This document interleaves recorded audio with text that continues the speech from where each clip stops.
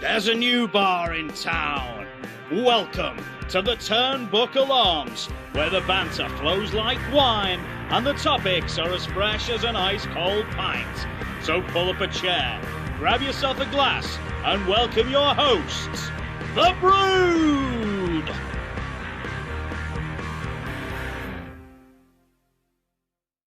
All right, hi everybody. I'm Jason here, or Jason, as you Jason. We're here at the Turnbuckle Arms. We've got another episode.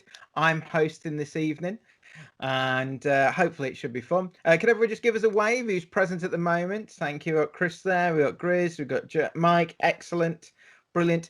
We might have a run-in. Lexi might be having technical difficulties, so we'll see how we get on. And Matt can't be with us, so just a little swig of beer to the working man there, please. I'm on water, I am. Yeah, excellent. Tonight, we are looking at something we've been hyping up multiple episodes, it feels, or something we've kind of touched upon, is the cinematic universe on wrestling, okay? So... oh, Grizz, now you've appeared even more. Brilliant. I am a man of the darkness. But realize that doesn't work very well on video podcasts. In this episode, then, see some of the things we're going to look at is what is cinematic the universe? What do we mean by that? Because that's been debated and argued with the Brew'd themselves. So we're going to touch upon that. What do we think of it? Are we fans of it? Are we not? Do we have favourite matches? Is that might be pushing the boat out? I don't know. Nope. Or do we have hated matches? And can we see any... is this an anomaly, or is this the current circumstances? Is that what's causing it, or actually is this the future going forward? So I'm just going to give you a little bit of an intro, and then after that we'll start mulling around and chucking about. So I think WWE started to use cinematic universe, this kind of phrase. I'm going to say 2, maybe 3 months ago. Actually, it probably existed before then, but I think it became part of the lexicon by then. And they've used it to describe the new dimension of what we're seeing as wrestling now. And so when something becomes cinematic, I've kind of tried to come up with two kind of key elements to this. Now, I'm sure this is going to be where somebody's going to say, absolutely not. I totally disagree. That's fine. But I've got to say them first. There we go. Chris is getting ready for this. So the two I came up with. I disagree. Pre-recorded and irregular. Okay, that's kind of one kind of thing. So all cinematic matches, from what I can see, aren't live. Because some of the things that contain within those matches can't be performed, can't be created in a live environment. Okay, now that's where I'm coming from. So something's heavily produced, a boneyard match. Some people liked it, some people didn't, but that definitely took longer than the 25 minutes the match took to broadcast, to produce. It even had theme music at some parts of the match. Or the Money in the Bank match where they were running up the building.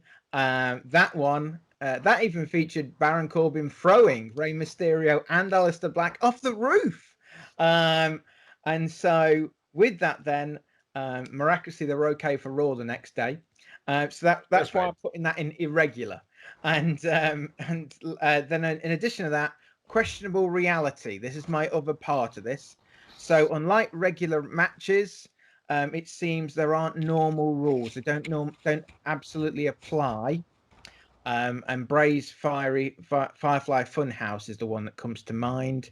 It switches between reality. And actually, Bray seemed to be able to absorb people into this reality and brings them in. I mean, was Alexa Bliss at the swamp when they were both imagining her? I don't know. And There's so a joke in there somewhere. And also Braun and John Cena, where did that happen? All those matches. Anyway, so I'm going to chuck it over first to Grizz. What do you think of the definition? And has you got anything to add?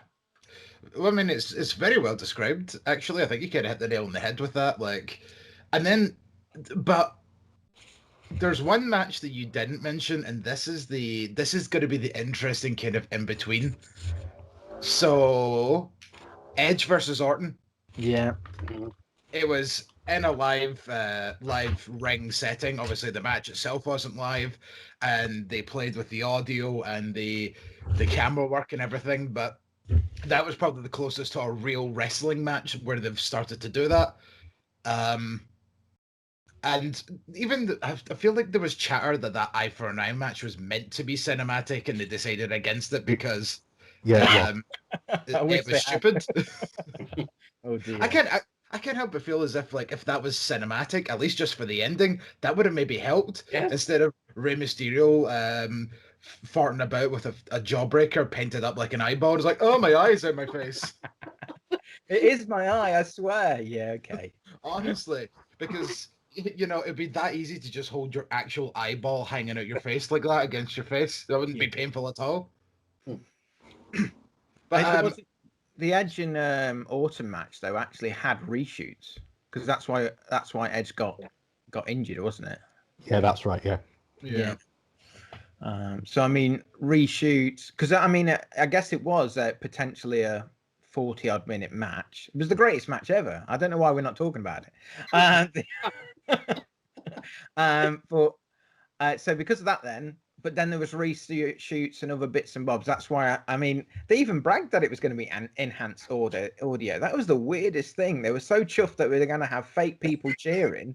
I was like, canned laughter on a TV show is a horrible thing. I don't know why you would then start thinking this is awesome. But yeah. Oh yeah. Yeah, just the way you bring that up. If you ever watched the YouTube video, it's like Big Bang Theory with the laughter taken out.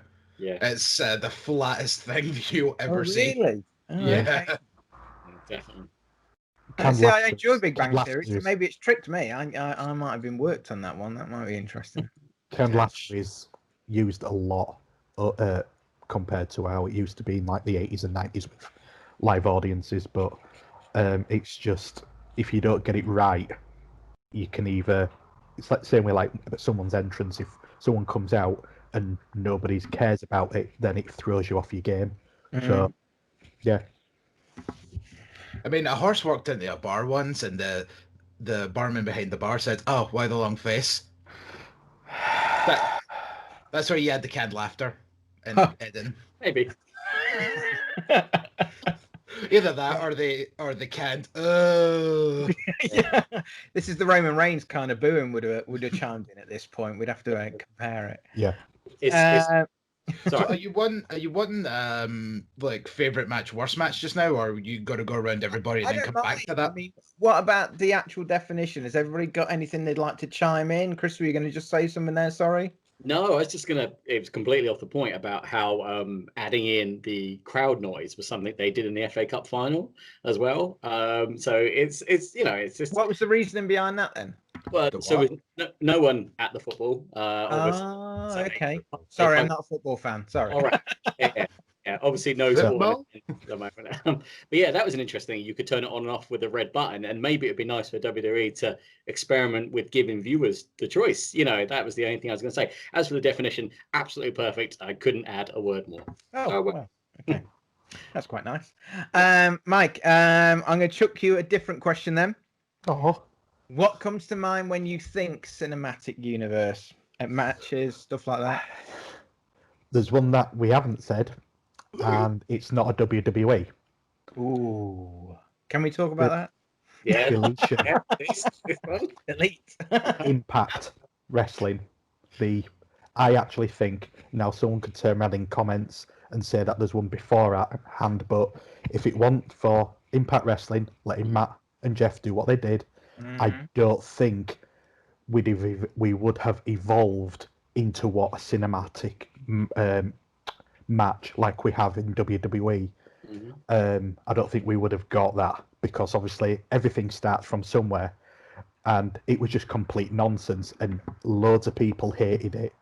But them same people absolutely loved it after they went over and picked at it. I mean, like looking at AEW. Do you want to talk people through it who haven't seen it? Right, so what Impact or Impact started in 2002 under the name TNA Wrestling, and they thought TNA was a good idea because it sounds like tits and ass. so yeah, quite a few years ago, Matt had decided to do his I'm Money gimmick, and which stemmed from Ring of Honor, I believe, beforehand, and With his creepy Titantron. absolutely, and he had a series of matches with Jeff, and I could watch them both fight each other. Um, Jeff was Willow in it, which was also his alter ego, and then you had Brother Nero, which was another one of his. So basically, they've both got their own versions of Broken and Awoken Matt Hardy and Jeff Hardy, and it got to the point where Matt invited Jeff to his compound, and it stemmed, and it basically it was almost a little bit. They took elements. The Boneyard match took elements, in my opinion, from that because it was all across Matt's property, which included a ring. It included a cross being set on fire. It included, which we've seen in AEW, Matt throwing Jeff into the water and Jeff coming out as a different variation of himself. The Lake of Reincarnation. Which we saw in AEW, which I thought was mint. I actually popped at that. And it was just, the reason because of this was because Matt was slowly starting to lose his mind because he couldn't beat Jeff, and everything he wanted he couldn't get. He couldn't get a title match. He couldn't get the wins. It was almost as if he was expecting other people to help in the wings, like if he had his own cult, and they didn't happen. So the way he acted was far better than the way he was brought into WWE again. Unfortunately, we got a watered down version, and they argued over the name, the deletion, Broken Matt Hardy, which is why they used Woken Matt Hardy. But the actual match is a complete mess. But it's a mess, not in a bad way. It's a mess in such a good way that it just works. So anybody, even if you guys haven't watched it, or anybody that's listening, I really think you should go onto YouTube and just search Impact Wrestling, Jeff and Matt Hardy deletion, because there's more than one, and it's about 45 minutes long again, and it's done exactly as a cinematic video. There's no live footage. There's no commentary. I don't think. No, there's no commentary at all. It's just all open as if you're going to a normal show. I think there's a score actually. Yeah, there is. Yeah, and it's done at night time. It's done at I don't know. It seems like it's 1 o'clock in the morning, and there's more than just them two. There's his son who's at that time I think he was 1 playing the piano, and in the same dressing outfit as Matt Hardy. He looked like a mini Matt Hardy. There's his wife. There's Vanguards. There's all them lot all doing everything. But I think personally, that was the best version of the deletion, Broken, Awoken Matt Hardy that there is. So honestly, go search it out, and you'll laugh your ass off at it. It's so funny, but it works so well because of who Matt Hardy is. Going back after seeing it, you'll go, that's what WWE wanted. But if you watched it like I did and you saw what they were doing, at that point you were going, this can't work. It's not going to work. And then it did, again, like with the Boneyard match, like you were saying. Apparently that took about 4 to 6 hours to tape. Right. Just for a 45-minute match. Apparently, if you haven't, and I'm gonna say something about someone else, there's a interview with a different YouTube company talking to Chris Jericho, and the Stampede match is that what it'll call? I can't remember. Yeah. They filmed it. Stadium Stampede. Yeah, thank you. Apparently, they filmed it from 8 at night till 6 in the morning, and literally they had to get it on a tape, on a plane, to whoever they needed to get to by 8 o'clock that morning. So while it was being filmed, they were already editing it, and by 6 o'clock, it'd gone. Mm-hmm. So that's why there were certain and they had maybe about 14 different cameras, so they were all being filmed at the same time, and someone was just editing it all. Apparently Chris Jericho was editing as well, and they all edited it together and just threw it to him and went, there you go. And what they watched, they thought it was going to be a complete mess, but it ultimately became a good thing. So for me, I think the Impact deletion was where it was born. If someone wants to tell me anything different any earlier, then I'm happy with that. But I thought that was just, and it was so low budget as well that it worked. It was brilliant. So yeah, I think it's here to stay. But as long as they don't overdo it, that's the thing. They don't. If they milk it too much, it'll put people off. So, well, actually, see to go back to a point that Jason said and his kind of thing about the match in general is that I do feel like they are doing this partly because of, you know, the situation right now, not being able to be in front of fans, and so sometimes they are kind of bringing this sort of style of match out a bit more. But if when fans get back to normal, I wouldn't be opposed to the cinematic match.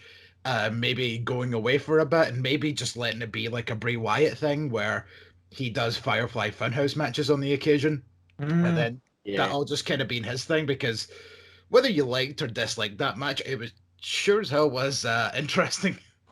I've just had a message off Lexi saying that she's still trying to find a seat. So Okay. We're in the back. We're in the back. Lexi, we're over here. Chris, are you a fan of this style? Yes, absolutely. Yeah.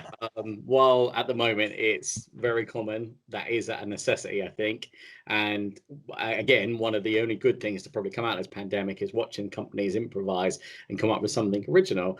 Now, as you've both said, it's not that original. You know, it's been around since Matt Hardy pretty much invented it. And just to touch on that match, yes, I'm a fan because it was low budget, you know, and they didn't. The production that WWE had behind it, it was still amazing. You know, just to go back to that match, who could forget you also had his gardener, Senor Benjamin, involved, you know, and at one point Jeff basically shot fireworks out of, I guess, like a firework gun, and he took cover behind a dilapidated boat, and he called that out. You know, Matt called that it was a dilapidated boat, which he later named, you know, in honor. Yes, Skarsgård. So, you know, if anyone in a little accompaniment piece to that, please go listen to the Talk is Jericho episode where Broken Matt Hardy's on there. And that's how I got into that match, you see, through that. You know, I went back and watched it. It brought a lot of eyes onto TNA/Impact. And it brought a lot of eyes back to Matt Hardy, who, like Jericho, is very good at reinventing himself, you know. And yeah, so big fan of these matches. I will touch on this later, that perhaps it is a little bit overdone at the moment, and maybe it's diminishing returns. But when the characters are right, like Bray Wyatt, it's perfect because you can bring in elements that are somewhat unbelievable, you know, and then bring that into that. And because you're watching it, what feels like a movie, suddenly everything becomes more believable. Yeah. So, big fan of them having that artistic license to do it. Stadium Stampede, Edge Norton, they sit into a slightly different category, I think. Yeah. At the same time, it's just great to see something unpredictable, and I didn't expect to see Adam Page ride through on a horse, you know, that night. When it happened, you know, but that was great. So yeah, big fan of these matches in general, because you don't really know what's coming, but having seen that Braun Bray Swamp match, you know, it wasn't very good either. So I am a bit worried about diminishing returns. It's almost like you had lightning in a bottle because of the circumstances. They're gonna We've got an Amish person chimed in. This is great. How are you using electricity? This is weird. You have the internet. This is weird. So yeah, I guess I won't be doing any more cowboy shit today then. So yeah, the final deletion match and the Firefly Funhouse, just because what they allowed the range of those characters to do, they're my favorites. But yeah, also Stadium Stampede. Shout out to Sammy Guevara for just taking the most insane bump at the end, the one-winged angel off the kind of tier, I guess, through the prop table or crash mat, wherever it was, but it still looked great. So yeah, I do like these matches, but I'm a little bit worried that they're less special attractions now and more kind of monthly occurrences. I do jump. Sorry, the bit that you were going to say about that bump, because first thing on Jericho's podcast was that Guevara saw the highest thing he could, and he went, "I'm just going to get thrown off it." Oh, he's so good. And Jericho said, "But what are you going to land on?" And he went, and he went, and Jericho, which I thought was really interesting, went, you're going to land on something that you can actually get up from. He said, this isn't WWE. He says, we're actually going to make it at least feasible that you would live from these things, which I thought was trying to ground it in reality at the same time of it being in cinematic universe. I thought was quite a clever thing. Yeah, and you're right. That Stampede match was a lot of that. As insane as it was all very believable, apart from, I guess, the Matt Hardy stuff with his model. But then that was unique to him, wasn't it? It didn't happen to everybody else. It happened to his character. And I think Matt Hardy's is basically like Deadpool. Anytime he's in there, he can talk to the audience. He can wink and say, I know this is a comic book. And all those type of things work for him. But you wouldn't allow that to happen for Jericho. That type of thing, I think, is quite clever about it. Quite right. Touching on the Stampede match, I love the bit where he, Omega and Page were fighting Jake Hager, and afterwards Omega had a drink of milk, and he had a glass of whiskey. I thought that was quite good. The funniest part of that was the commentary. See when they clinked their glasses and then half the milk went into his Page's whiskey, and then Page still drank it, and he's like, "Oh, milk flavored whiskey." Yeah, I think it's as long as it's not done, as long as it's not overdone. Or I mean, the one thing I like about AEW is, yes, we all know wrestling's not. I hate to say it, real. What? It's got an outcome, but at least AEW ground it in, as you said, ground it in reality. Whereas the whole thing at Rey Mysterio's eyes come out, and then they were basically joking in so many ways. Unless he signs this contract, he's not going to get his eye fixed. It's like they're trying to sort his eye out while in the same sentence saying, "But he's not re-signed." Oh. Okay. I don't. There's no point in saying stuff like that. Yes, you've got your audience that are going to be at who are young'uns, but that only attracts people at shows. People like us and people that know that it's scripted. They know what's actually going on outside of this bubble. Aren't gonna, as you said, Chris, aren't gonna go for it. They're just gonna go, I want some entertainment. And I don't mind it going for an hour if it's a cinematics match, because it's different. I mean, look at the gauntlet matches that they did on Raw, where it was an hour and a half, and that's just one match, and it was just nice to have something different. But as long as they don't make it a regular thing and bring it out like if you want to call it like Hell in a Cell or like a ladder match and stuff like that, if they bring it out every so often, it'll keep it fresh, and people won't get, as you said, bored of it, really. So just on that Mysterio thing, it's pretty crazy that when I was young, I was traumatized by Savage getting bitten by Jake the Snake. Yeah. Now a guy's eye is being popped out, and I think, man, for the kids, I know it was on pay-per-view, but it's harsh, isn't it? And I just think the way of that is quite harsh, really. When you think about it, for what WWE is and what they normally present, that's a real step forward. A guy's eye coming out. Do you know what I mean? Well, according to obviously certain things, they said that they were going to CGI it. They were going to heavily CGI that match. But according to reports, Vince pulled it at the last minute and went, no, I don't want to CGI it. I don't want it to look daft, even though it looked daft. Of course. Yeah, he showed them. He showed them. But going back to what you were saying about the Savage and Jet Snake Roberts match, I remember that. And then I've only just recently found out, maybe in the last 12 months, that it was a devenomized snake. And Savage told Jake the Snake, apparently, that you need to get it, you need to make it believable to fans. This snake needs to bite. You need to wind it up. For realsies. Which is why when it did it, obviously no one knew other than a handful of people. So the worry on certain people's faces was obviously real. But then that's the weirdest. Sorry. I was going to say that's the weirdest part of wrestling as a kind of performance art. You wouldn't have a theatre play where the one actor goes, "I want you to cut me at this point," to make people believe it.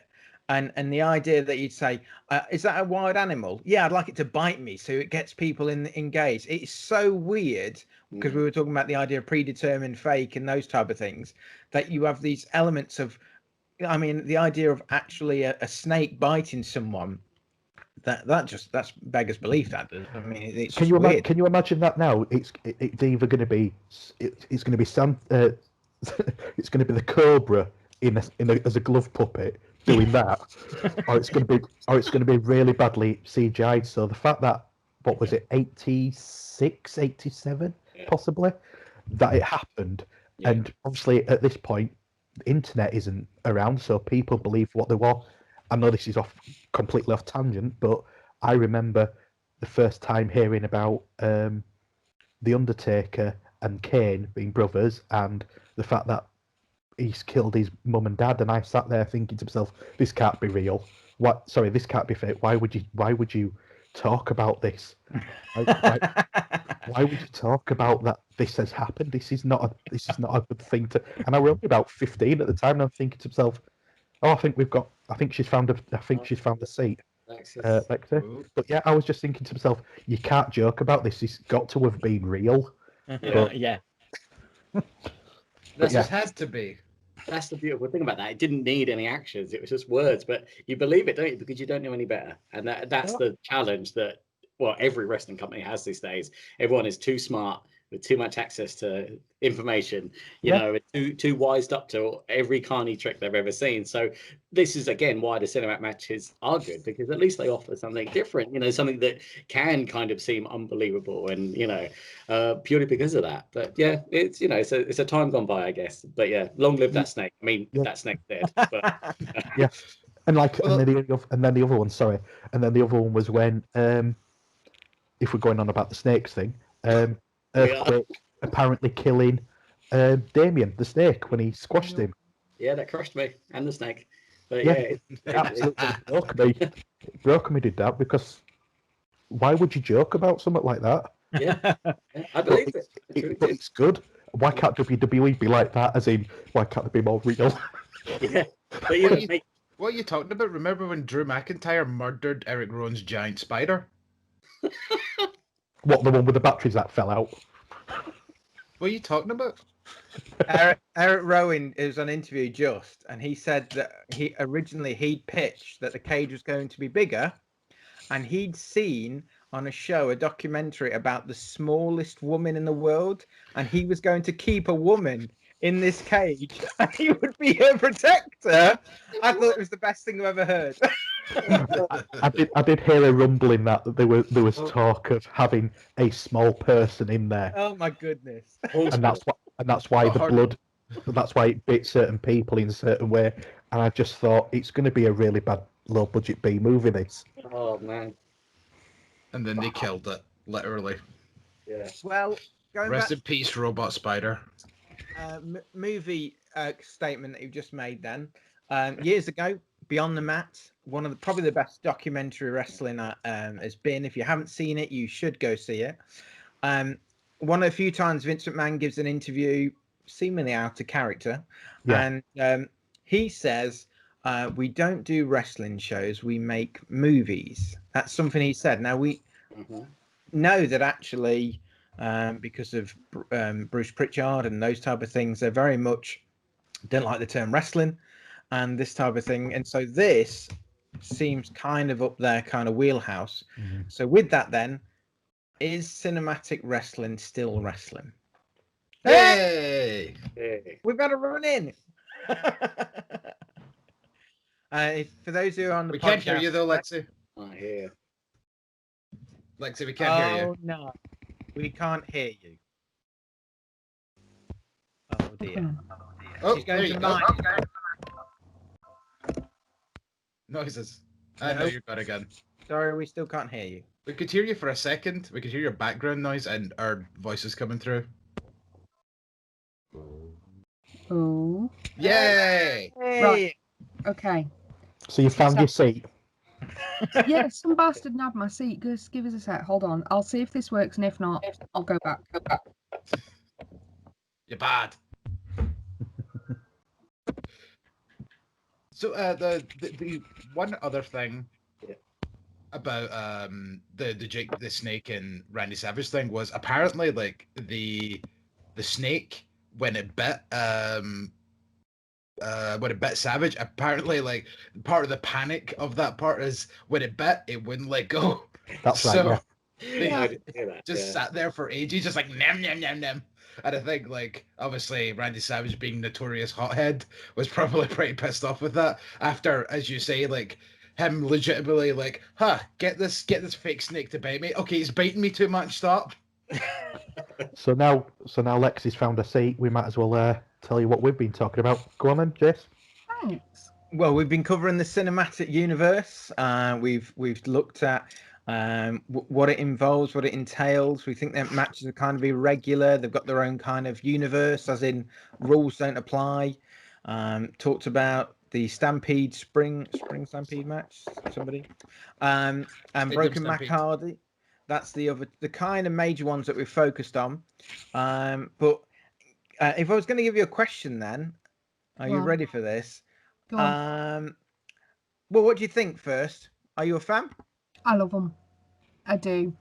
I love them because they are so crazy and so different to the wrestling that we know and love.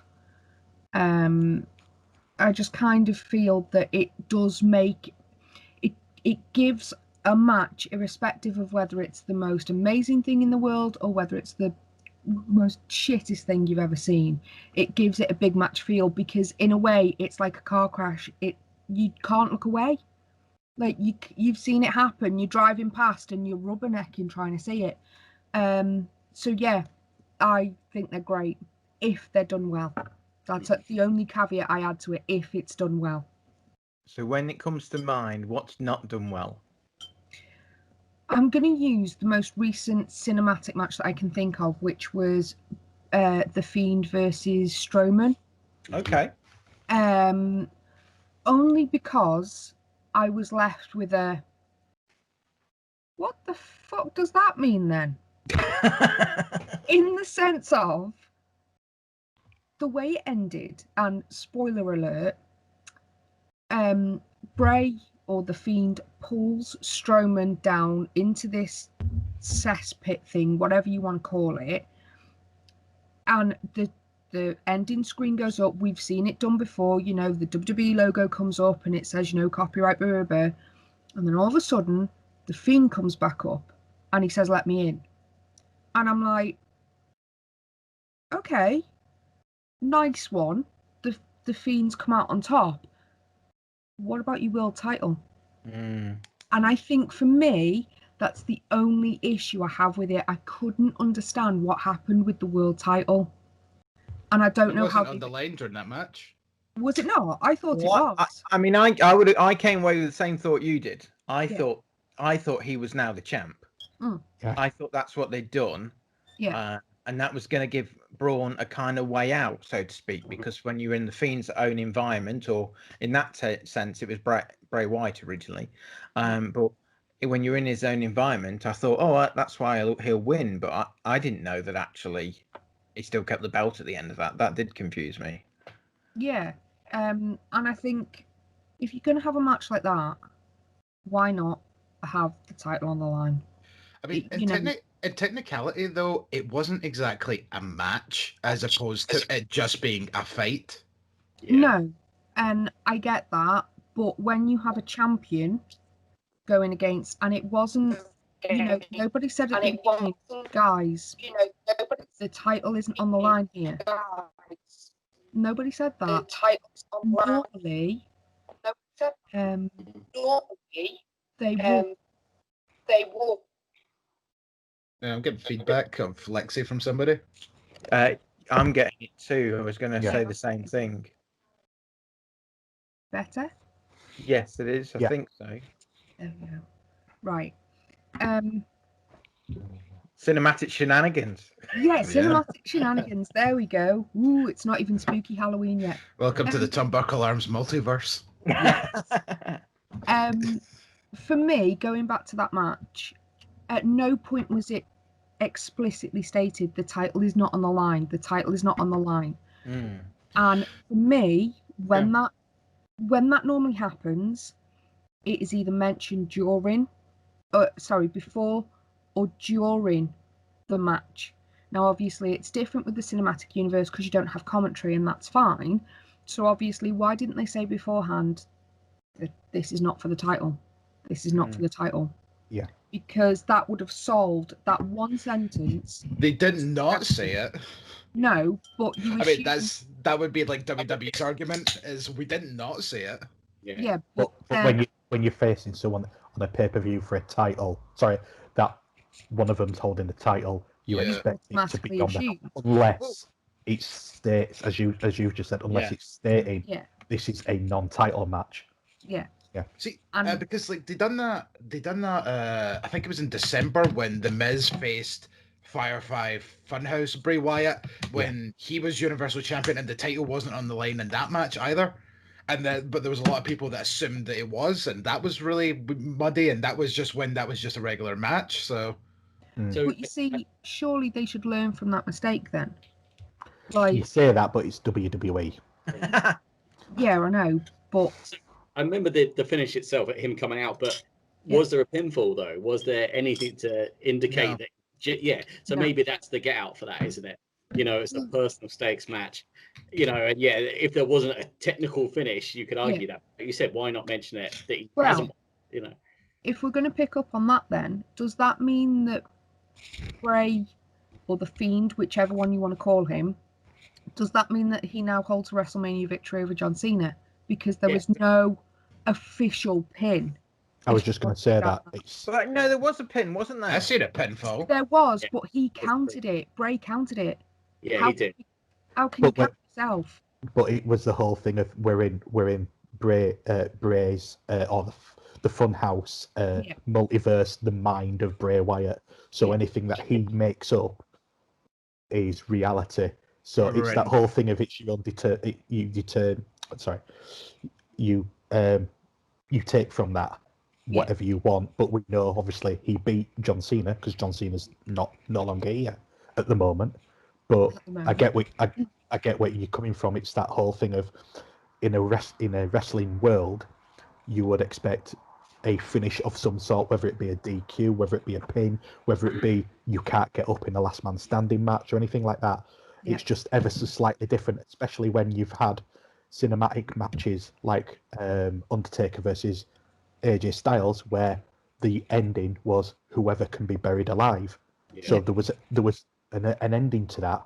But with Bray's, it seems to be it's okay to be different and go along with it. Like as you said, Chris, it was like there were the pins, but he's disappeared, and is that because he's got rid of him out of his reality? Is he messing with the?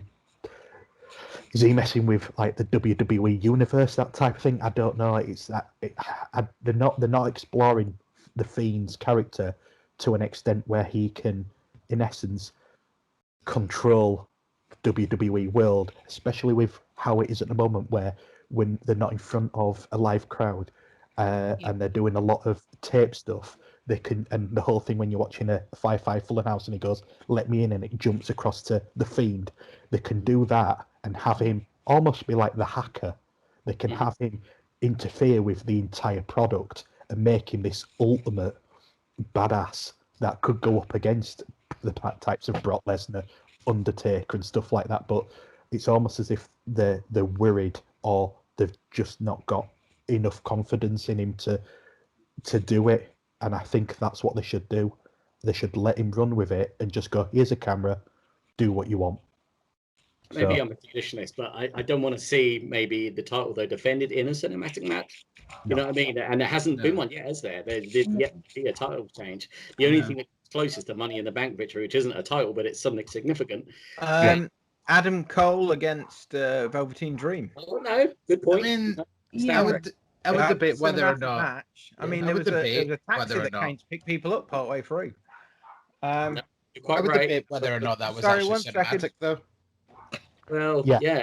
yeah, it's one of those things, isn't it? Again, it had elements of the cinematography in it, you know, it had editing, but you're right, it was more traditional than the standard cinematic fare that we're talking about. You know, I mean, other example of a match that was more of a match but with cinematic elements was the blow off to the Johnny Gargano and Tommaso Ciampa match from a couple of weeks before that. Like, that was obviously played with, and it was portrayed a bit differently than your standard match, but it wasn't, like, I wouldn't say that Johnny Gargano and Tommaso Ciampa were on the same level as Bray Wyatt versus John Cena in terms of cinematic, if you know what I mean. So it's kind of one of these nitpicky things. Yeah. But that's the spectrum, isn't it? Not saying that one is less, that they're all cinematic. It's just which one we think is probably zany and such. Because I think it's the element is cinematic. Sami Zayn's not been in any of them yet, so when it's used as like a blow off to the feud, I think that's where it gets a little bit different. That's where I think. I mean, I was thinking that there was when Matt Hardy did the Broken Universe at TNA. Yeah, Bray Wyatt and New Day had this little. They had like a feud, didn't they? Had a little. It was part of the wider feud. It wasn't the blow off to the feud where Gargano's most recent one was a blow off to the feud. Velveteen Dream's one was. And well, I guess that Braun and Bray's probably a continuation. So obviously, we were talking while we were waiting for you to find your seat. Can I just ask? Sorry to jump in, Jason. Can I ask you? Have you seen SmackDown from last night? I haven't, not yet. Right. Okay. So we talked about a certain thing that happened. We're not going to spoil it, but you need to watch it. I've sort of seen spoilers. If that do you know about the Braun, Bliss, and Fiend? Yeah, scene? Right. What was your thought on that? What's going on? Bald Braun. Yeah. What was your thought?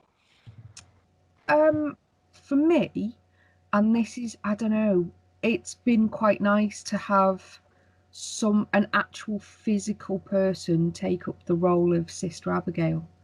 And we were talking that, ages ago, it was rumoured that it was going to be Nikki Cross or it was going to be Liv Morgan. Yeah. And I think actually it's quite nice. As wrestling fans, we always complain, oh, there's no continuity, there's no continuation of the storylines. That partnership between Alexa Bliss and Braun Strowman was 2-3 years ago, maybe 4. Yeah, at the mixed tag match. On a show that nobody watched. Which Except me. but it was heavily promoted on social media because it was the social media exclusive thing. And I like how they've fed in from that. Yeah. And obviously, during the match, they brought in Bliss to play the Sister Abigail character. Even if she wasn't, it was that whole thing we were saying about the Fiend taking control of what you're viewing and what is in the head. Yeah, and I just thought with the mind. Exactly, and I just thought why haven't you been doing that for ages with the Fiend? But Brain's brilliant at actually tying up storylines. I mean, he's just great. He did that with John Cena, loads of different bits. I mean, in his own career, salvaging a push that got stopped and all this stuff. He should have written Lost or something like that because he'd have tied everything up brilliantly. He was just so clever at that. I think that was so helpful when he brought in Alexa Bliss. That was very clever. I think it'd be good for her. Even if she didn't align herself with Bray, I think it'd be nice to have her as a just change of character, because I don't like her as a face. I actually think she does her best work as a heel. She isn't a face. Yeah. But she has a lovely face. Well, That's true. She's tiny. But see to kind of Tiny. you can pick her up and put her in a bucket. You can do. Feed her toast. Eric Rowan's cage. Yeah, I mean that cage was huge, and the fact that you were saying that there was going to be a bigger one is nuts. Yeah. But see to kind of go back to this swamp match that we're talking about, it's just something I was kind of sitting thinking about there, and the way that the sort of build up for that was, Bray Wyatt reverted back to his old character and all that, and it was almost kind of in the way that it reminds me of Freddy Krueger in a way, that like it was like how the Fiend needed to be like rewoken. Sorry guys, this is just gotta say bye to my son. There we go. Hey Judah, say hello to everyone. Hi, buddy. Hi, kiddo. Our mascot. Sorry, my fault. I love that. Give me my baby back. Give me back. Anyway, It's not actually Jason's. I'm not. What's that? Sorry, go on, Grizz. I don't even know how to go from there. But yeah, like almost like the way that Bray Wyatt is kind of like Freddy Krueger, in the way that like sometimes like he needs to be reawoken, and that was almost what the kind of build up, the kind of that whole fight was for. It was the way to bring the Fiend back, because like the Fiend wasn't ready to come back or something like that, and that was He lost to Goldberg, wasn't it? So it gave you enough time to forget about it. yeah. What, that 1 week? Don't Jason, don't remind me about that match. But I think that was needed. I think that was really healthy to shelve the Fiend and forget. I wish I could forget and get the 2.5 minutes of that match back of my life that I wasted. Lex, another one I wanted to ask you Well, off this. I think we've already mentioned this in a previous episode, so if you guys are listening, you can always check them out. But if not, and this is your first time, do you think the Fiend should ever hold the belt? Absolutely. Go on. I don't understand the difference between the Fiend character and the Undertaker during his first title run. Okay. They're both supernatural characters. They're both way away from human individuals, if you like, entities. Why not? Okay. He wants the belt is my point. He's an agent of chaos, and a title would mean nothing to the Fiend. This is why I don't think he needs it. No, I'm not saying that he needs it, but I'm saying that I would be okay with it, because aren't all heels agents of chaos? I mean, you look at Adam Cole on NXT in the Undisputed Era. You look at the havoc and the domination that they've caused. You look at Walter in NXT UK and how they've driven out British Strong Style. You look at things like Brock Lesnar. How many people have he devoured, and how many times has he destroyed things? I think for me, if you're ever going to take the belt off of him, it should be one of his three faces. Don't let him lose the belt as the Fiend. Yeah. Let him lose the belt as his I forget the character he's playing in his Funhouse play thing. Mr. Rogers.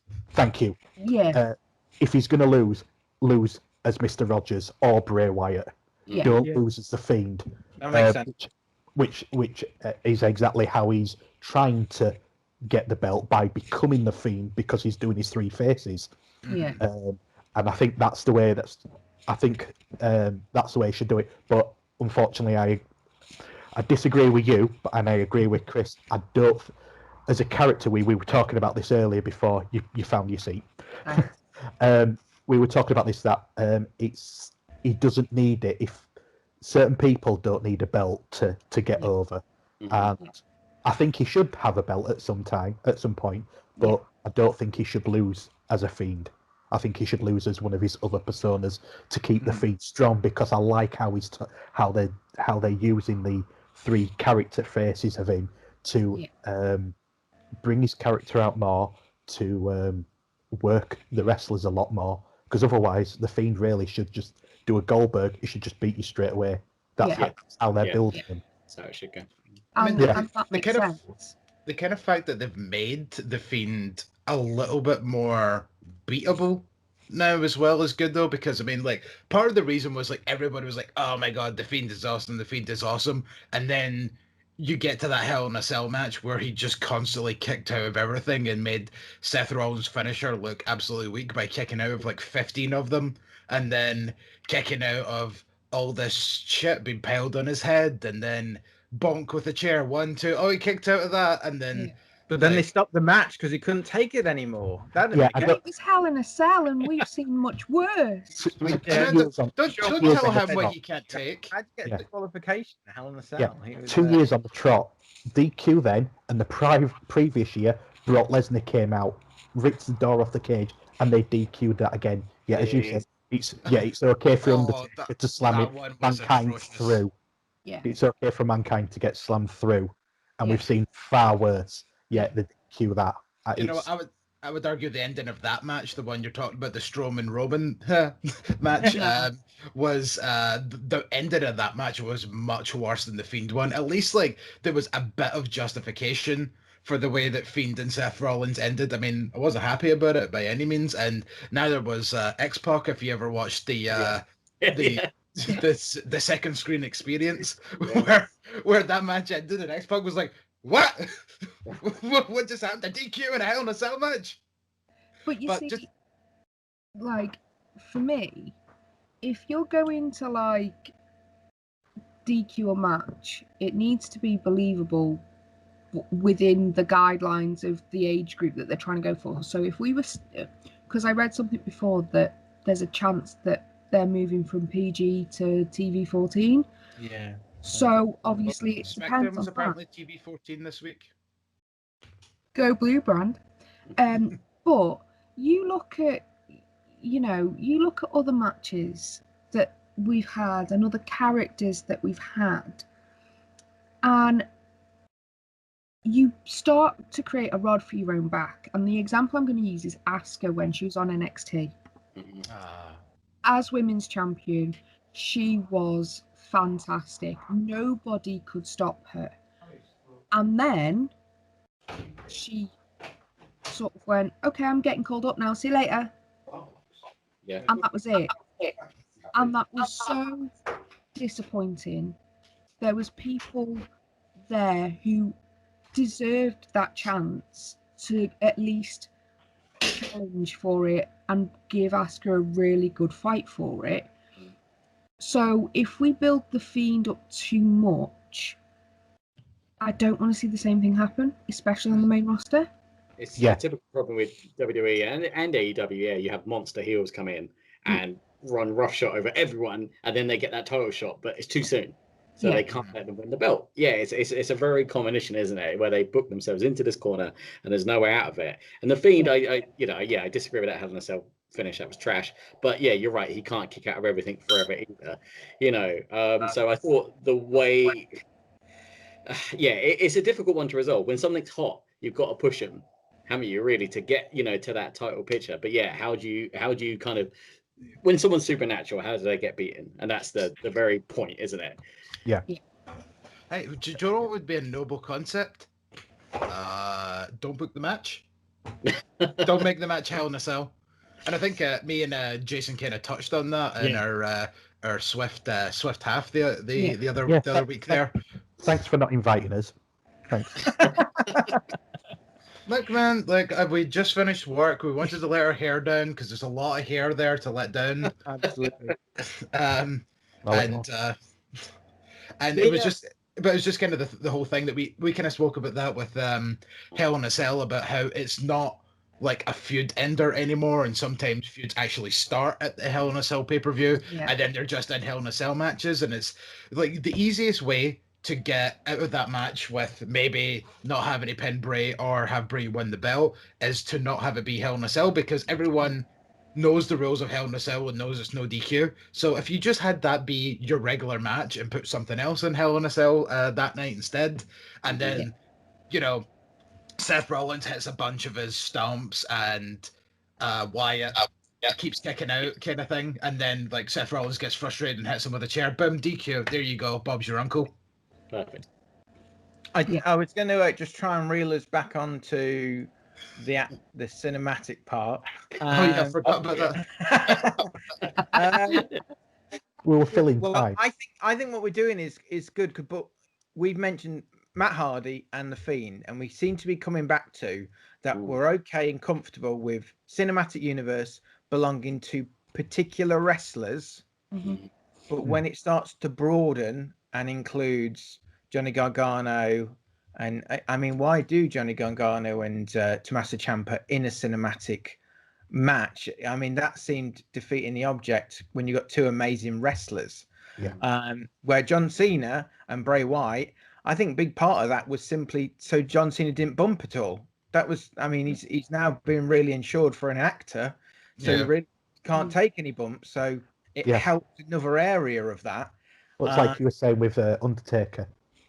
It's the best way of having him in cinematic matches from now on would prolong his career and make him come back, and people would be more invested than saying, "Oh, he's coming back to face so and so in a ring." It's nobody's bothered about that. Make it like they have, and people be more invested in it. Yeah, just like this is why we need Taker versus Sting now more than ever, because both of them can do this. Yes. And that would just make it so much better. You know, the two of them can go at it. All right, if the recording takes a day or two to do, then fine. But you know, we'll finally get that Sting Taker match that we've been clamoring for the past decade and a half, nearly. Yeah. Yeah, that would be perfect for him. You're absolutely right. You know, I'd love to see that. You know, because you're right, the limitations of their body now, both of them. We don't want any more injuries happening to either one of them, really. And I'd love to see it. They both always had that little supernatural part of him, maybe less so with Sting, but he's had that in the past, you know. So yeah, I'd love to see that match. That's a good shout, Grizz. So I like that. The question that I'm going to ask everyone is on the theme of cinematic. Do you think it works better that there's no audience currently at the moment? For cinematic, in terms of live. Yeah. Yeah. You can't, as we were talking about before, you can't do it without with a live audience. But they've played with versions. They do like the original House of Horrors. Yeah. Bray Wyatt and Randy Orton. So they do forgot about that. Yes, they do a bit of cinematic, then they cut it, and then they end up in the ring. I mean, I guess you could argue Roddy Piper against Goldust. I'm just thinking that. Yeah. That was that's quality, to be fair. So there you go, one before Matt Hardy. Yeah, and the Boiler Room Brawl, that was also, I don't think that was live. And so all those type of things are pre-recorded, then kind of added onto the end. That's worked in the past. It's just everyone watching like the Final Delete as an audience. I think they struggled. The WWE one, I mean, Matt Hardy was diluted by that point, but still it was difficult for a lot of audience just to watch. You were technically right. Bray Wyatt was in the WWE one against Matt Hardy. Oh yes, funnily enough. So because consider we keep talking about those two. So I mean, it's. I think it's good if it belongs to a wrestler. I think that's the best kind of recipe. I do. But yeah, I was going to say, Jonathan has actually asked us a question. Ooh. So have a moment to think about this. Large Jonathan. So he said hang on. Chris has gone formal. Jeez. If you could recreate a classic wrestling match in a cinematic universe, what would it be? That is a great question. He just dropped that on me earlier today. I was like, oh, okay. I wish I had a bit longer to think about that. Stacy Keibler and Tori Wilson versus the Miller Lite Catfight Girls. I'm going to kick it off and say Brett and Shawn, the Iron Man match. Right. But with interesting angles and the enhanced audio, kind of like Edge and Norton, but actually good. And so yeah, I'd like to see that epic match, but kind of redone with the cinema style. I've always had this really nice idea of going to the cinema and watching like WrestleMania just for the scope and the size of the screen. So to see that match done, but filmed on film or digital these days, I guess. Yeah, it would be amazing. You could see all the emotions kind of close up. So yeah, that's my early shout for that. How is that not a thing yet where pay-per-views are aired in cinemas? I know. Definitely go to one. When I lived in Canada, it was a thing. Did you?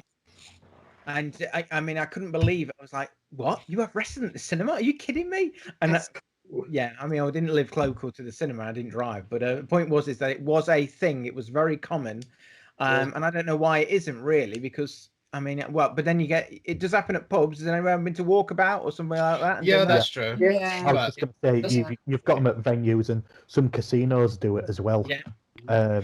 And that's the closest we've got in the UK. Yeah. The fact you brought up Walkabout, I'll tell a very quick story. So there was one time that we all went there for Night of Champions, I think it was, the one where Daniel Bryan beat Randy Orton to win the WWE title, but then like the referee was not loopy and his cadence was quick and the fast count and all that.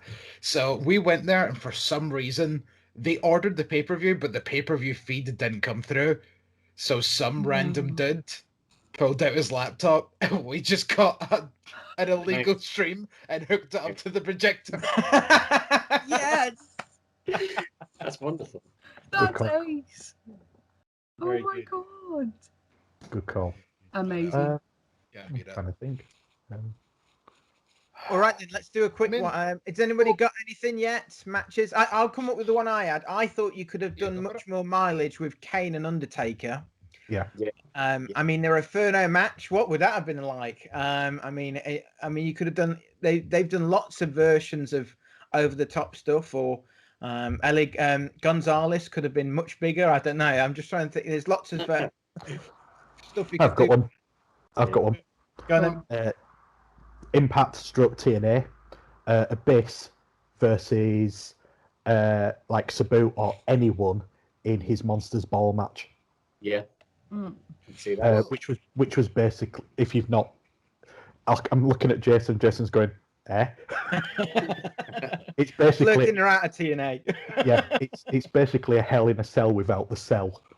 But you can use weapons, and there was a point where Abyss had a big 2x4 with nails in it, and he called it Janice. Yeah. So I think anything like that involves, like you said, with the Mankind aspect, with the Boiler Room Brawl or anything like that. Unfortunately, most of it's going to be including the Undertaker. I mean, I could even say the Undertaker versus Bray Wyatt. Yeah. Oh, that would be great. The match the year after he lost to Brock would have been good. Yeah, because that match was quite dull. Yeah. Well, actually, I would say that. I would say Abyss. Anything with Abyss involving any kind of barbed wire or anything like that. So yeah. Well, did you notice him on SmackDown this week? What? Sorry. Joseph Oh, Parks. Joseph Parks was there. Did you notice? Yeah, I thought it was quite cool. See if they keep Joseph Parks with AJ Styles as his kind of lackey. I am all for that. But just quickly to piggyback off of Michael there, like Sting and Abyss had this feud where at every pay-per-view for like 3 or 4 pay-per-views, they had some weird, dumb stipulation match, including, I think it was called the Last Rites match with The little tombstones, wasn't it? The what? They had tombstones. They had gravestones. Yeah. Yes. Yeah. And then there was a coffin hanging above the ring, and then the way to win was put your opponent in the coffin and then let it rise up to the heavens. So could you imagine something like that with the element of cinematic? You're just talking about flaming coffins. What about Vampiro in Yes.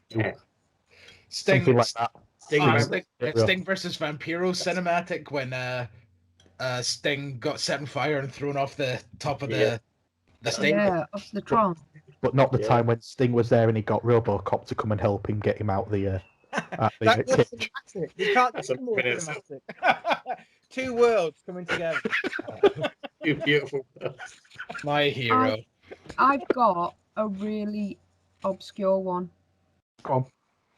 I'm gonna say Stone Cold versus Vince McMahon. Ooh. Which one? I'm Valentine's gonna Day. say the cage match where Vince St. McMahon. Valentine's Day Massacre. Yeah, I thought Yeah. it was, but I didn't want to say it. Yeah, it was when Giant came out, or Paul White came out Yeah. through the Yeah. mat. Yeah, Yeah. yeah, that's Taking up cool. what people said before about the ages of Vince more than anything else. No disrespect to the fella, but you know, and given his importance to the company, it would have been a lot safer for him to do that. And I think as well, they could just have funny little segments throughout of like Stone Cold, you know, running around the place doing random stuff like answering the phone and telling people to have beers and stuff like that. Yeah. Which would have made that match even better. I like that. Yeah. God damn, I Anything- just thought any- of a really stupid line there, like when you said answering phones, it could just be like, oh, there's a phone call here for you. Like a 316 just whipped your ass.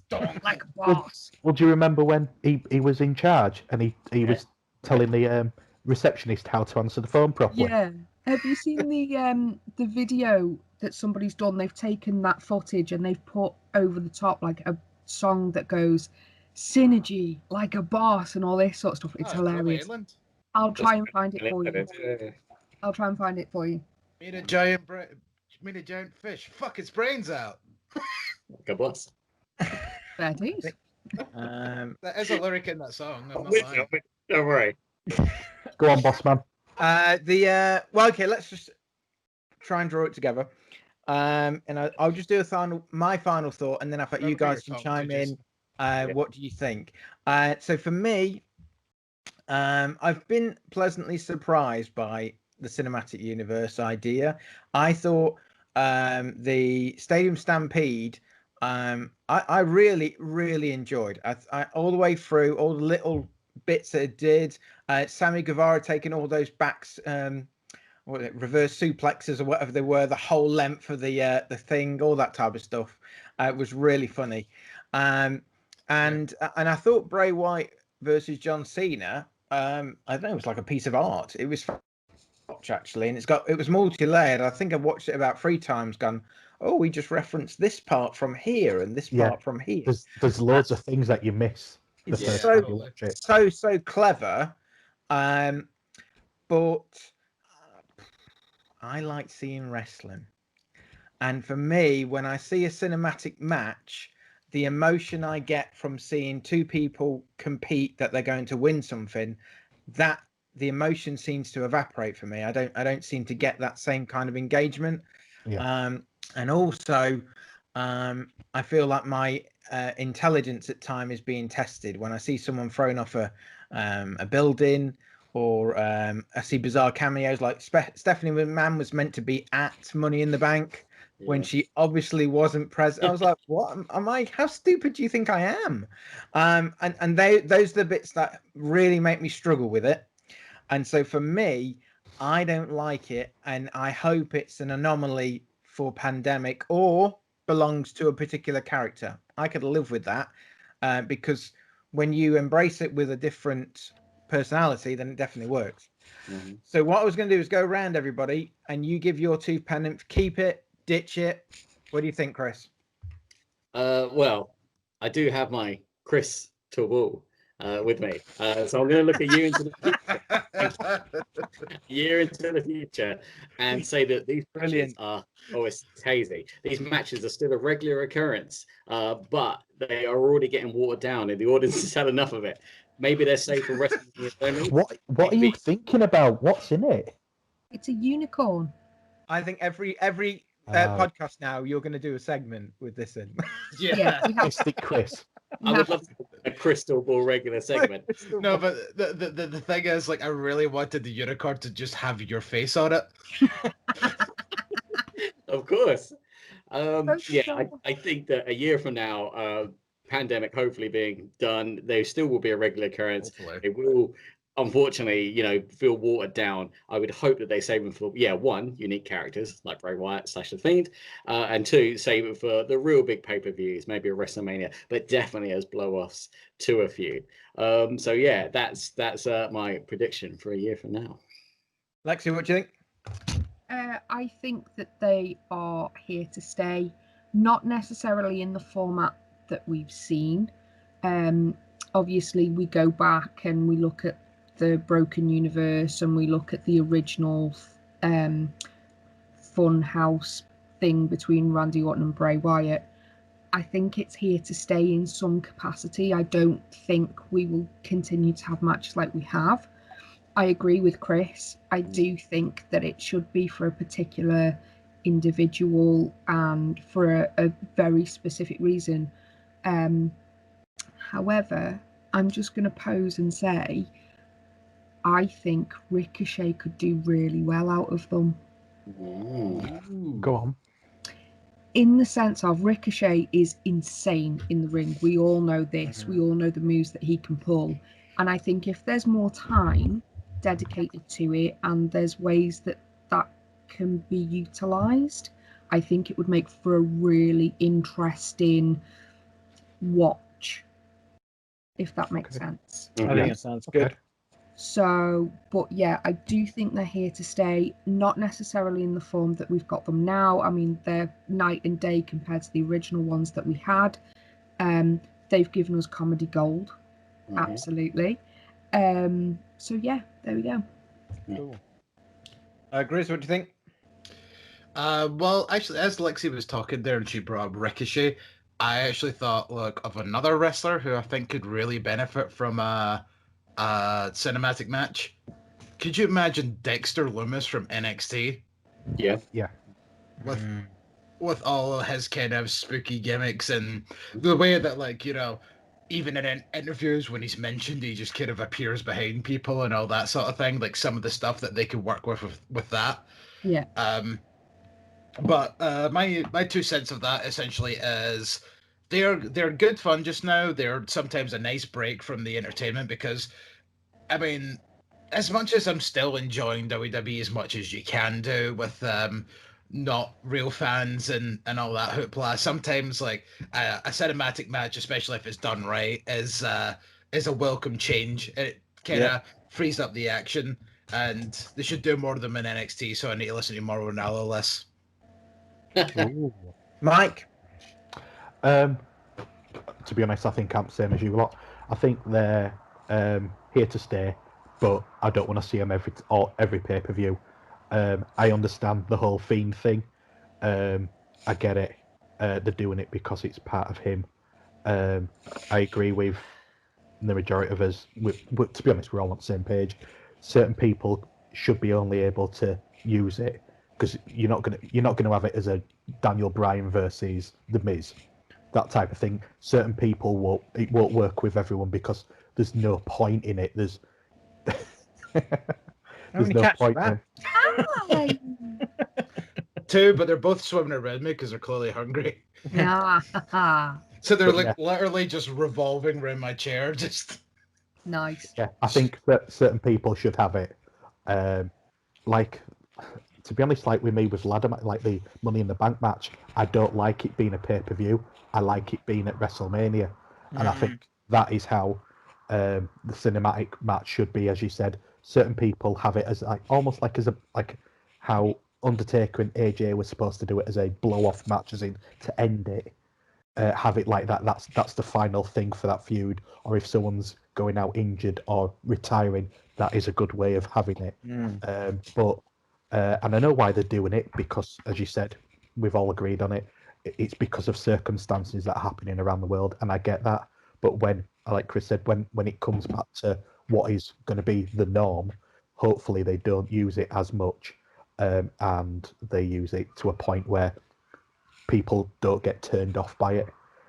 So I think, it's here to stay. I enjoy them, but again, it depends on who it's with. If it's one person bringing somebody in like John Cena, I actually quite enjoyed that because it was the way John Cena is. He plays it really well.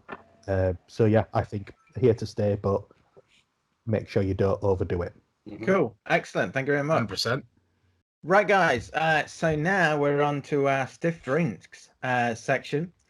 And I think there's a lot of mileage out of talking about one person. I think, Lexi, you can start us off. I think Sammy Guevara is the topic that got chucked around a bit. He's recently popped up on AEW, and he's done some other daft stuff as well while being on TV, so we can chime in on that. You want to start us off? I was the first thing I wrote down when you asked when Sammy's name was being written or was being bundled about was, is this return to be remembered more for a botch? And there was a segment when he came back onto AEW TV, and I think he either went to do a tope suicida or go through the ropes, and he ended up botching it quite badly. It was on Botchamania. That's how bad of a botch it was, and that's the only thing I can remember. And I don't know whether it's because people are trying to downplay Sammy given things that have gone on. But that's the only thing I sort of remember. One of the other things I put was maybe using more on AEW Dark just to rebuild him back up and then bring him in slowly back onto the national TV. It might be worth just clarifying why he was off, because some people, this might have passed people by. I mean, it's a bit more of a serious topic. We understand that. But it's, I mean, do you want to do it or do you want me to do it? I don't mind. I'll do it. Okay, go for it. Chime in if I've missed out anything else, but the general gist of it is in 2016, Sammy Guevara made some statements that were not particularly acceptable. Offensive. And he basically said that he would rape Sasha Banks, essentially. Now he's since apologized for it. Sasha Banks has come out and said, look, young, stupid, let's move on from it, kind of thing. Well, they've both talked to each other, haven't they? Because of it. It all came from the speaking out. There we go. Yeah, he basically came out and said, look, Sasha, I'm really sorry for what I said in the past. I was stupid. Yeah. It's all online. I was stupid. And Sasha went, that's fine. But obviously, without actually saying it, and I'm sorry to say, you're a dick for saying this on a podcast talk show. It's fine, but it's not fine, kind of thing. Yeah. Like the fact you came out and said that you're sorry about it, that's good, but you shouldn't have said it to begin with. Yeah. So I could call him worse things, but that's a different issue for a different day. So then he had a time away from AEW, didn't he, as a consequence, and he went on tolerance training. Somebody want to help me out? What was it called? It's sensitivity training. Sensitivity. Sorry. There we go. Yeah. He also a better term. He also, stopped doing his vlog. He's a very avid kind of uploader of content. He's very big on social media. He did step away from that as well. So he did that, and they brought him back. So sorry, carry on, Jason. No, and he donated money to a salt group, wasn't it? Was that right? No, he didn't donate. They said that his earnings was going to go to them. It wasn't him donating it. Tony Khan was like, your pay is going towards this to not cover over it, but just to say sorry. Yeah. So he was essentially suspended without pay. Yeah, essentially. Exactly. I'm going to be absolutely honest with you. Let's take storyline and everything away. That is a fantastic thing to do, and I wish that more companies would do stuff like that. Instead of going for the jugular, like other companies have with regards to other superstars, doing that, going through the motions, go for training, fine them, essentially suspend them without pay, however you want to word it, donate to a good cause, and then slowly reintegrate and see how it goes. I think that's fantastic. Sammy didn't have a leg to stand on. He couldn't deny that he said it. He couldn't wiggle his way out of it, for lack of a better term. Whereas others, it was just a case of, this has happened, see you later, you're out the door. Yeah, I think the difference with, I suppose, Sammy is he said something and God knows I was stupid at 16. He said something, and some of these other accusations we've discussed recently with some other wrestlers, they're more serious in their offense almost. I'm just going to clarify though, Chris, who I'm talking about. I'm talking about Enzo Amore. Yeah, that's who I was thinking of. And I read the tweets that were put out there on Twitter, and they will be out in the internet somewhere in the world. And I looked at that set of tweets, and I turned around and said there and then, I'm sure I posted on Facebook as well, this girl's story has more holes in it than Swiss cheese. It's not true. When it all came to light, a couple of days later, boom, Enzo was stripped of the Cruiserweight title and he was gone. He didn't have a second chance. Irrespective of his backstage persona, aura, behaviour, whatever,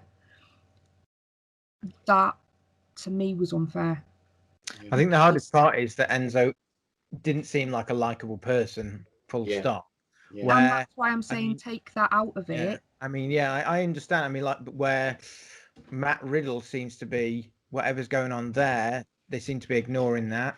I don't know what Velveteen Dream's thing is, but people are saying that he's kind of peculiar. But I mean, they're still back on stuff about that. Yeah. I mean, I've read today, funnily enough, that the Dream has gone back to the Performance Centre. It's not been a particularly pleasant experience. People aren't particularly happy. But again, that's rumour. That's, all hearsay. It could be absolutely false. People might be awkward with him because you don't know where his mind is at. This could have really affected him. But in light of everything that's gone on, for AEW to take that approach, fantastic. And I think that they've led the way in certain terms. Whereas others, not so much. That's all I'm going to say. I think they've got... Sorry, Chris. No, I was just going to say, this is a topic that can be sort of, with all this stuff involved, this is a topic that can go on for hours, to be honest. So it's kind of one of those things that, like, maybe we shouldn't dwell on it too much because, time constraints. Yeah. With you, yeah. Yeah, exactly. Also, potential legal investigations. Yeah, we don't know what's what, do we? No. The other thing, let's come back to maybe a way more lighthearted.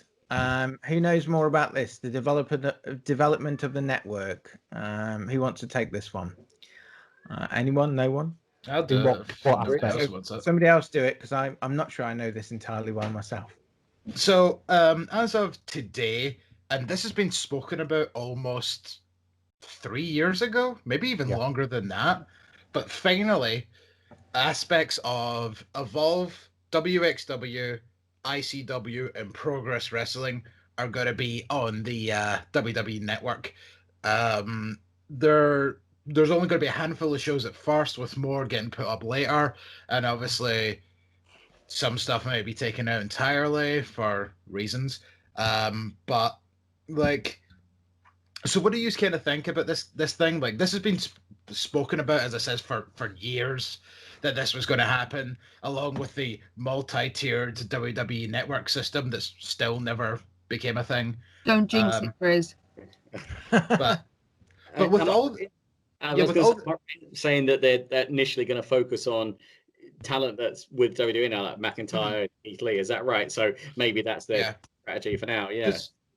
For example, the Evolve stuff that's getting put up is, I think it is literally the two names you said, is the best of Keith Lee and the best of Drew McIntyre and Evolve, and then there's an odd ICW show and a couple of odd Progress shows and stuff. So there's not a lot there, but so Progress, they're showing Chapter 92, ICW. So obviously for people out there, Progress is based in London but goes around the UK. ICW is based out of Scotland, and WXW is based out of Germany. So ICW are showing the second night of Shug's house party from last year. WXW are showing Ambition number 11, and I believe it's the Femme Fatales 2019 show. So at the moment, out of out of the ones that aren't Evolve, it's just 4 shows, but we don't know when the next lot's going to come through. So, as you said, there's certain matches on there. You've got like Walter versus Dragunov. You've got Walter versus Thatcher on there. So there's some really, really good matches on there. Walter versus Tyler Bate as well. Yeah. But at the moment, it's just 1, if not 2, shows that they're going to show. Now, I think it's good. A lot of people, obviously, a lot of wrestlers that have been affected by certain people regarding speaking out movement and not happy with it because it's putting them on a bigger platform to watch, which I understand completely. But as a company, business thing, venture, I think it's a very, very good thing for them. And there's a lot of people that I've worked with, and we all know, especially Matt will know as well as me, that have worked in the UK, that will get that, get more eyes on them because Exposure. of the WWE. Yeah. So do they own some of these companies? They're all kind of in bed with each other, for lack of a better term. WXW, and they're affiliated with the other 2, ICW and Progress, which is why there was a certain night at ICW where on the same night, or what was supposed to be the same night, WWE was doing a show. Pete Dunne came out with Triple H to say thank you, and basically it was bringing them 2 in was to say thank you for ICW for moving their show the day before, so WWE would get all the exposure. Last year they had Matt Riddle and Keith Lee teamed together to face Mustache Mountain at Progress, and they've posted that on WWE saying we're allowing them to go to Progress. Obviously at that time Mustache Mountain weren't, even though they were associated with WWE, they hadn't signed a permanent deal, so they've always been going backwards and forwards. And WXW, as we know, we've seen quite a lot of like ring camp and that go over to WWE NXT and American NXT. So they have got. They've not got. I don't know if it's got shares or whether it's just a signed agreement that they'll allow certain things to go across. As you were saying about the whole thing of, are certain people going to be, is certain stuff going to be edited out? I don't know. I don't know if it's just going to be a straight transition from Progress, ICW, WXW's back catalogue, because obviously the infamous one is WWE do not like David Starr. David Starr does not like WWE. However, he was featured heavily in WXW. Yeah, so and then also like you've got to take into account like people under contract for other companies. So like Sammy Callahan was in ICW, I think the beginning of this year, maybe. Obviously he's contracted to Impact, so I don't think he's going to be making the network. And then you know you've got other people like Jimmy Havoc, who was actually now at this point in AEW, but obviously there might be other reasons as to why he's not on there. But I mean, like, but someone like Jimmy Havoc was a very big part of. Sorry, the lighting around my seat had gone. No worries, but like someone like Jimmy Havoc was a very big part of Progress, though. So yeah, from the start, yeah. My concern picking up the threads of some people might not be included because of certain movements and sort of that. Yeah. I have one concern, and it is that the timing is slightly off. We know that there's been huge changes, and I'll use Progress as the example. Yeah. There's been huge changes in Progress in terms of backstage and what they're doing and the things that have been put in place, and I worry that by having it on a bigger platform, bigger audience, I'm going to check out Progress because I saw this. I worry that too many eyes are going to go back to it too quickly, and then they're going to get criticised for not making the changes quickly enough. And that is a shame. full disclosure, I know somebody that's working at Progress, and I worry that all their hard work is basically going to be eradicated because it's not happening quickly enough. And it's very easy. Like, I have the education background, and I know that it's Jason, is it, that's also education? It's and Mike. It is very, very difficult in terms of bringing those changes in because it's a minefield. Some of the stuff that those individuals at Progress have been talking about is not a quick have a cup of tea, right, this, done. It's, oh my God, I did not realise that X could mean Y. I did not realise that this could mean. So I just worry, and that is my concern about it.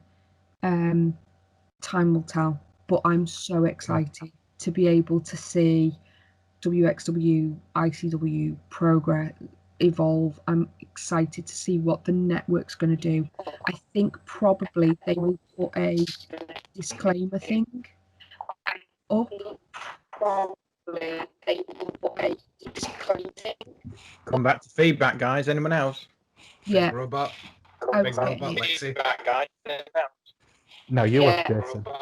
Everyone is. There is. Oh, hello. There is. Vagina.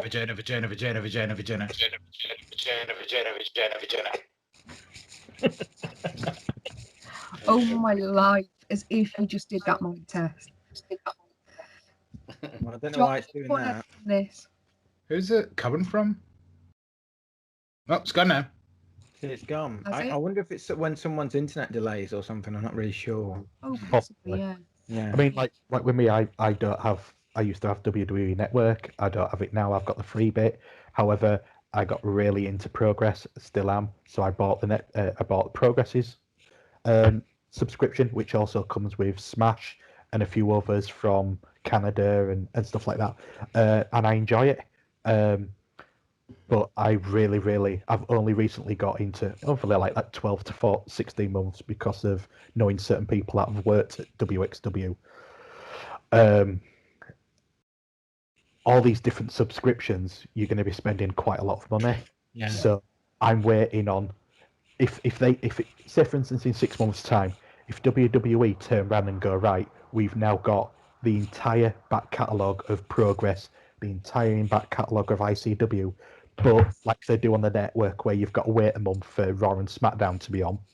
If it's a matter of you're going to have to be a month or 2 month delay on a pay-per-view, on a show because it's technically still Progress's product and they own it, then I'm willing to pay £15 a month because I'm getting not just WWE, but I'm getting 3 other promotions.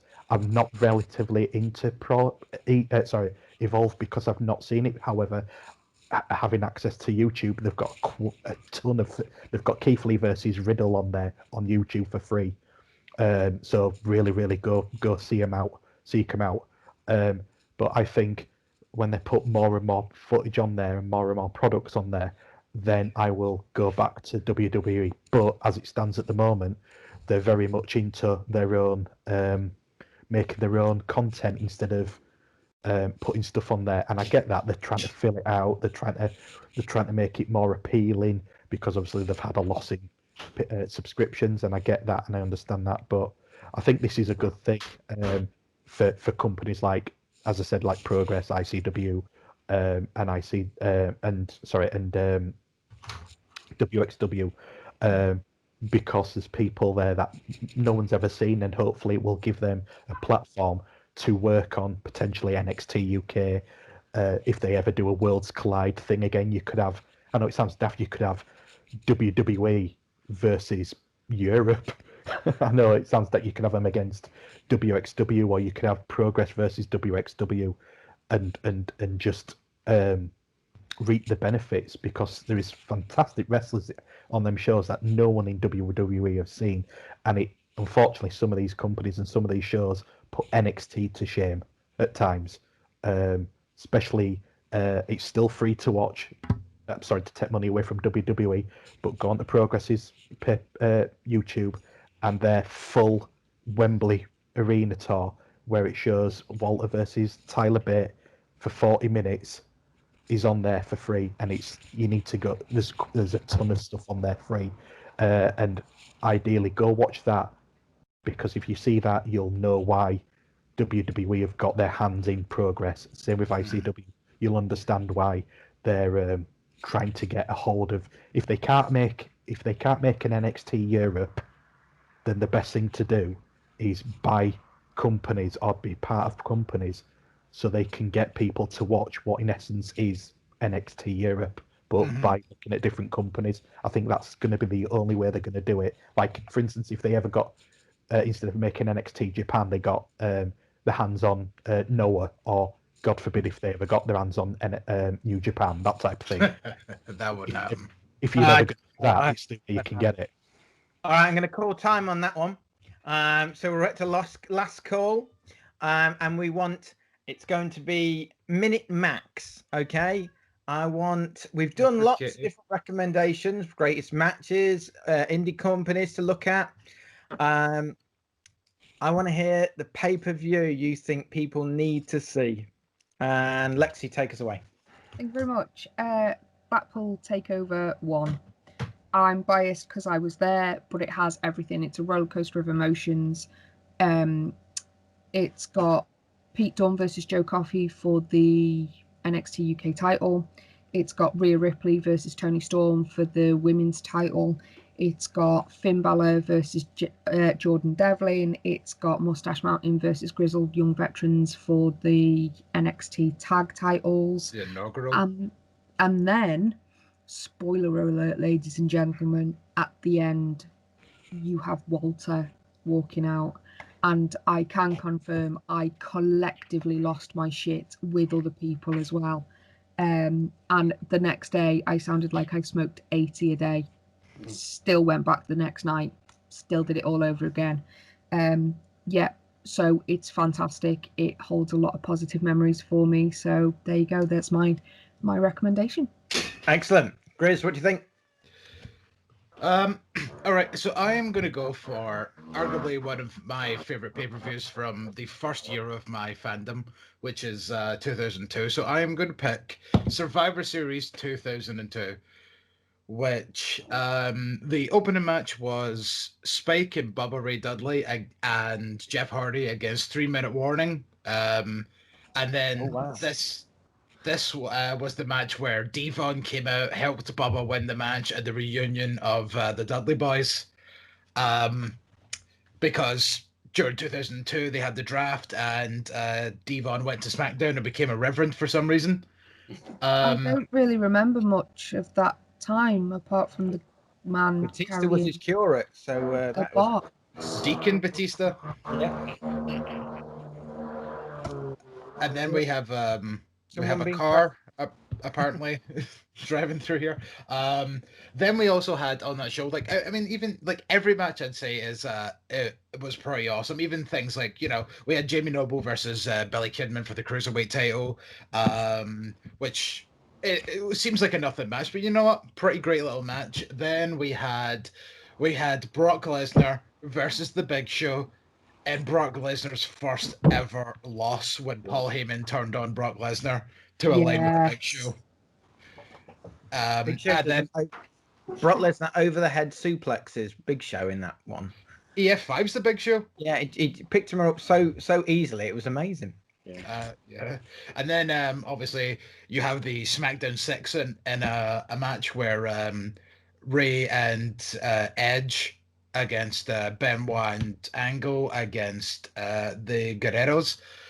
And then, of course, you have your main event, the first ever Elimination Chamber match. Chris? Passing to you. I want to say Wrestle Kingdom 11, but for accessibility, I'm going to say WrestleMania 17.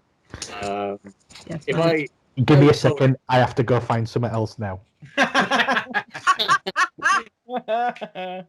If I was to tell you that looking back, you had a pay-per-view with Stone Cold versus The Rock, Triple H versus Taker, a ladder match, and just a bunch of all other crazy stuff happening. It would sound like a fantastic pay-per-view. The hardcore title match. Yeah, and that's got a great story behind it. But in the essence of time, yeah, I've already explained why I love TLC 2 in the past. It literally had everything. The Rock and Austin was fantastic, of course. But that Triple H Undertaker match was actually really good as well. And it doesn't get the look in that it probably should. But yeah, for me, if you wanted to define maybe the peak just before it all dropped off, WrestleMania 17 for me is the winner. It's a shame doing the Van Terminator. That was the where he ripped it off, wasn't it? That was the one to his dad. Yeah, hitting it on old Vinnie Mac. Mike, do you want to go? Or do you want me to go in between? I've got one. Go on then. SummerSlam 2002. Yes, that's a good one. So I'm going to be cheating. I'm going to use Wikipedia. So we had Spike Dudley versus Stevie Richards. Kurt Angle versus Rey Mysterio. Great. Ric Flair versus Chris Jericho. Edge versus Eddie Guerrero. Christian and Lance Storm versus Booker T and Goldust. Rob Van Dam versus Chris Benoit. Undertaker versus Test. Shawn Michaels versus Triple H in that unsanctioned street fight match. Oh, hell yes. Yeah. And then Brock Lesnar beating The Rock. Yep. Oh, yeah. Youngest ever champ at the time, right? That was great. They had those athletic promos building that up. It was really cool. Yeah. That features, I mean, there's a lot. There's some matches that are, but my two, Kurt Angle versus Rey Mysterio and that main event. Brock and Rock was and the street phenomenal. fight. Yeah. For me, I went with Spring Stampede '99. This is where Diamond Dallas Page wins his first title. It also had the rematch between Goldberg and Kevin Nash. It had Hardcore Hack against Bam Bam Bigelow. Blitzkrieg against Juventud Guerrero. Billy Kidman against a no-mask Rey Mysterio. Yeah. And there was a brilliant tag match with Dean Malenko and Benoit against Raven and Perry Saturn, as I remember. I thought it was one of probably WCW's best pay-per-view at that point. Actually, I don't know. They were. That was one of their. Definitely, everything was good on that one. So that's always one of my favorites. But I'm sorry, that's actually closing time, everybody. No, let's stay for 3 more hours. I'll tell you about my second favorite pay-per-view, Armageddon 2003, where Evolution won every championship. That's it. No arguments from me. And hopefully you've enjoyed this week. And please, if you haven't, check out our YouTube channel. This is where you'll get to see the visual version of this. So that's positive to some and maybe not to others. And also the audio is also going to be on the streaming websites. I've got a friend who is relatively new to wrestling, and he says he enjoys this because it's very helpful to give backstory, and it's helping people really get a bit of understanding as to where stuff goes and which ones to catch. So well done on recommendations. And if you want to hit us up on Twitter or on our WWJ Facebook page, or drop us an email on tba@google.com. gmail.com. We'd love to hear from you, answer any questions, any ideas, any suggestions on shows. I mean, we'd actually even spitballing today, we had an idea of a very good show. So that's Lexi's that come up with that one. So that'll be in the bank later. And want to thank Mike, Mad Dog Angus for the intro, Half Decent for our ring walk music. And thank you to all the Brew'd. This is a great family to be a part of. Give us all a wave, guys. Just one last thing. We're also on Instagram, so check us out on Instagram as too. Excellent. Bye, everyone. Thank you. See you, Foxy. Bye. Bye-bye. Well.